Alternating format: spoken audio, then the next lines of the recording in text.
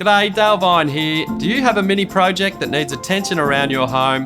Well, today I'll be using the Monarch Mini Fill Sand Go multi-purpose filler to fill in a few small holes in the walls. The Monarch Mini Fill Sand Go multi-purpose filler is a unique 3-in-1 solution that includes a ready-to-use filler and applicator, and convenient double-sided sanding pad with a medium grit and fine grit. This product is perfect for any DIY repair job on plasterboard and timber surfaces. Clear away extra debris on the area to be filled so the surface is clean and dry.